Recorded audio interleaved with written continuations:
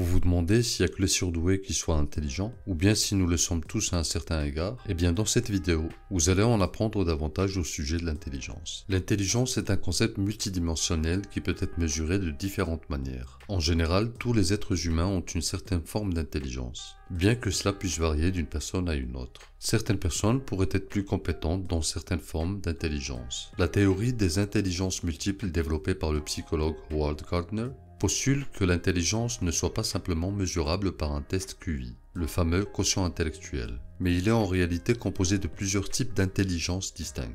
Gardner identifie initialement 7 formes d'intelligence, auxquelles il en a ajouté une 8e plus tard.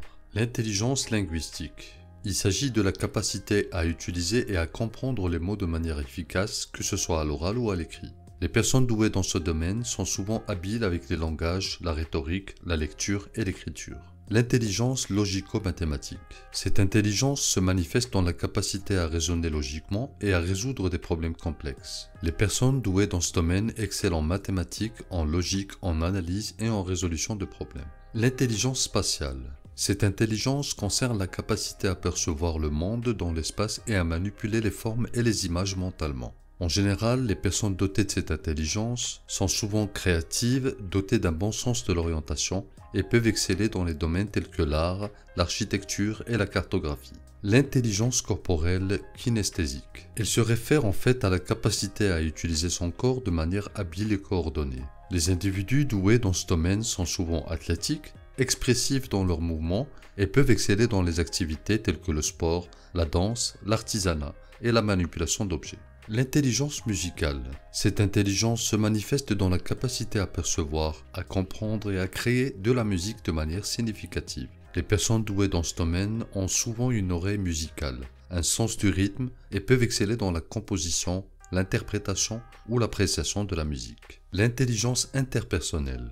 Il s'agit en fait de la capacité à comprendre les autres, à interagir efficacement avec eux et à établir des relations sociales harmonieuses. Les personnes qui ont cette forme d'intelligence sont souvent empathiques, sociables et ont un talent pour la communication interpersonnelle.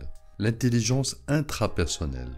Cette forme d'intelligence concerne la connaissance de soi, la capacité à se comprendre, à gérer ses émotions et à se motiver. Les personnes ayant cette forme d'intelligence sont souvent conscientes de leurs forces et de leurs faiblesses. Elles sont capables de fixer des objectifs personnels et de prendre des décisions en accord avec leurs valeurs. 8e et dernière forme d'intelligence, l'intelligence naturaliste. Gardner a ajouté cette intelligence plus tard dans sa théorie. Elle se rapporte en fait à la capacité à reconnaître, à classer et à utiliser des éléments de l'environnement naturel tels que les plantes, les animaux et les phénomènes naturels.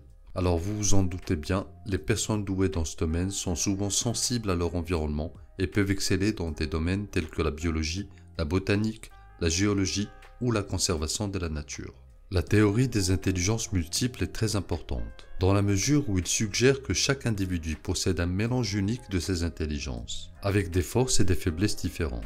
Elle met en avant l'idée que l'éducation devrait être plus diversifiée pour reconnaître et valoriser ces différentes formes d'intelligence, au lieu de se concentrer uniquement sur l'intelligence linguistique et logico-mathématique traditionnellement mesurée par les tests de QI. En fin de compte, chaque individu a ses propres forces et faiblesses. Il est essentiel de reconnaître et de valoriser la diversité des formes d'intelligence au sein de la société. Dites-moi ce que vous en pensez dans les commentaires. Et si cette vidéo vous a permis d'en apprendre un peu plus sur ce sujet, ne manquez pas d'appuyer sur le pouce, de vous abonner et d'activer la cloche pour davantage de contenu. Et comme l'a dit Aldous Huxley, l'intelligence consiste non pas seulement à savoir, mais aussi à savoir quoi faire de ce que l'on sait. Prenez soin de vous et de votre mental, mes chers auditeurs, et à très bientôt.